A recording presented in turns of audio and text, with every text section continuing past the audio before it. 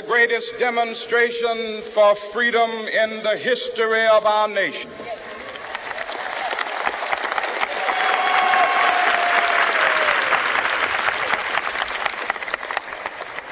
Five score years ago,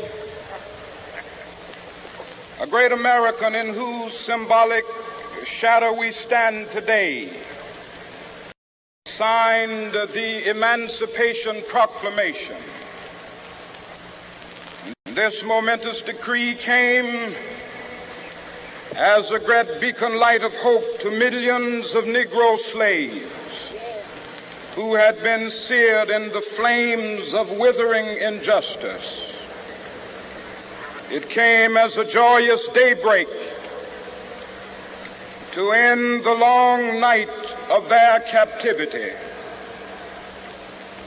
But 100 years later,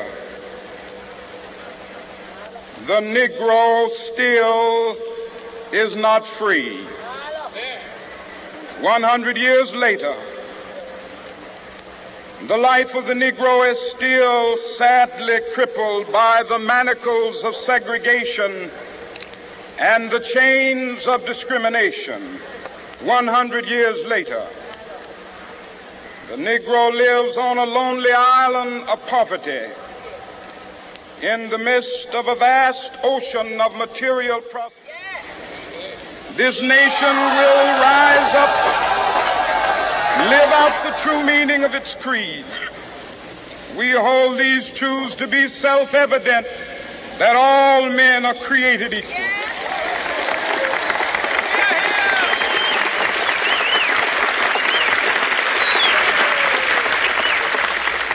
I have a dream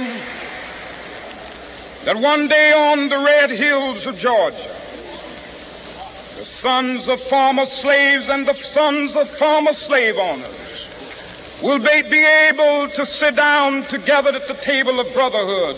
I have a dream that one day, even the state of Mississippi, a state sweltering with the heat of injustice, sweltering with the heat of oppression, will be transformed into an oasis of freedom and justice. I have a dream that my four little children will one day live in a nation where they will not be judged by the color of their skin, but by the content of their character. I have a dream today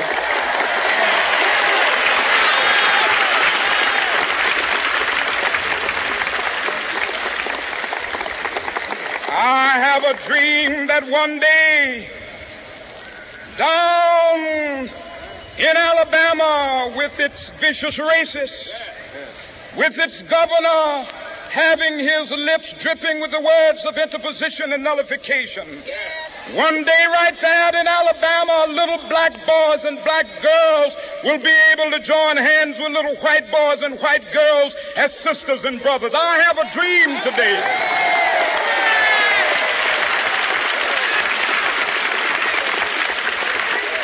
I have a dream that one day every valley shall be exalted, and every hill and mountain shall be made low. The rough places will be made plain, and the crooked places will be made straight. And the glory of the Lord shall be revealed, and all flesh shall see it together. This is our hope. This is a faith that I go back to the South with. With this faith, we will be able to hew out of the mountain of despair a stone of hope. With this faith, we will be able to transform the jangling discords of our nation into a beautiful symphony of brotherhood. With this faith, we will be able to work together, to pray together, to struggle together, to go to jail together, to stand up for freedom together, knowing that we will be free one day. This will be the day when all of God's children will be able to sing with new meaning, "My country, tears of thee.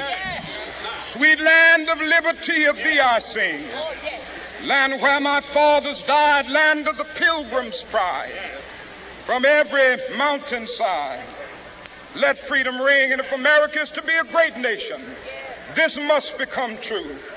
And so let freedom ring from the prodigious hilltops of New Hampshire.